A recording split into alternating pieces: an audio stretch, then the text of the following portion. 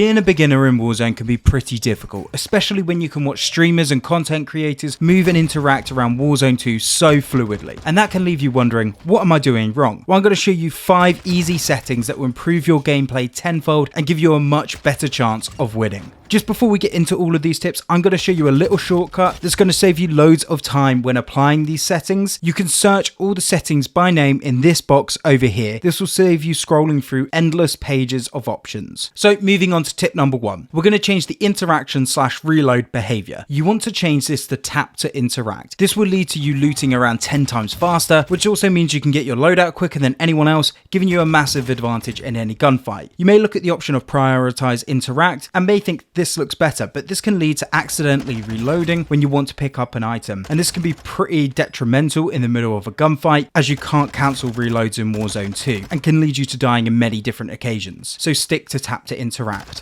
So moving on to tip number 2, you want to change your automatic sprint behavior from off to automatic tactical sprint. This will allow you to move around the map so much faster than before, as from the moment you push your left analog stick all the way forwards, you'll be moving at the fastest possible pace. This can be a real game changer, especially in close quarters combat, as it can help you to cover ground quickly or just when you're trying to get to a safe location. You can still walk if you want to be sneaky. You can do this by pushing the left analog stick partially forwards. This tip is also great for prolonging your controller's lifespan. And now into tip number 3, change your button layout from default to tactical or bumper jumper tactical. Changing your button layout can give you a significant advantage in any gunfight and general mobility as well. The tactical layout swaps the melee and the crouch/prone actions, so you can crouch and prone without taking your thumb off the right stick, meaning you can aim at the same time. This makes it much easier to drop shot, which can be a very effective way to win gunfights and just generally be a lot more mobile. The bumper jumper tactical layout takes this a step further by keeping the tactical changes but also swapping the jump and use tactical equipment buttons. This allows you to jump and aim at the same time, which again can be very helpful in close quarters combat and general mobility. You can head into multiplayer or practice in a private match before you try it out in a real match, as this will give you a chance to get used to that new layout and make sure you're comfortable with it. But my advice would be jump in at the deep end and just play on Ashika Island, Al Mazrah or DMZ in public games for the entire day with these settings and just get used to them. But be patient, as it may take some time to get used to this new button layout, and don't get discouraged if you don't see results immediately, as when you finally become comfortable with this layout, you'll just win so many more games and gunfights. If you are enjoying this video though and would like to see more quick guides and loadout videos with beginner, full level and pro level attachments, then hit that like and subscribe button with the notifications bell on to stay up to date. Heading into tip number 4, you're going to want to change your field of view from 80 to 120. Field of view, or FOV, is the angle at which you can see the world. A higher FOV means you can see more of the world around you, but also makes things smaller. A lower FOV means you can see less of the world around you, but things are bigger. The default FOV in Call of Duty is 80, however I would recommend increasing this all the way to 120. This will give you a wider view of the world, which can be really helpful in a number of situations, such as seeing enemies, seeing items, or just even avoiding obstacles, all of which can influence your game massively. Whilst you're here, you'll also want to head over to the ADS field of view, or aim down sight field of view, and change this to affected, as this will reduce your visual recoil, allowing you to stay on target much easier. And then you'll also want to change the weapon field of view to wide. Again, this will just stop your gun taking up so much space on your screen, allowing you to see more. And lastly, on to tip number 5, turn off world motion blur. World motion blur is a visual effect that can make the game look more realistic, but can also make it very difficult to see enemies and items. This is because the motion blur can blur out objects whilst you're looking around, making it difficult to track. Whilst this setting might be visually pleasing, this will lead to you missing so many enemies and items, and getting less kills in general, as you can't kill what you can't see. And whilst you're here down in these settings, I would also turn off weapon motion blur and depth of field for the same reasons. However, if you want to be able to hear enemy footsteps louder, then click on the video on the left, or if you'd like to know the 5 lowest recoils in Warzone 2, then click on the video on the right. But if you did enjoy this video and would like to see more no nonsense guides, then hit that like and subscribe button, and I'll see you in the next one.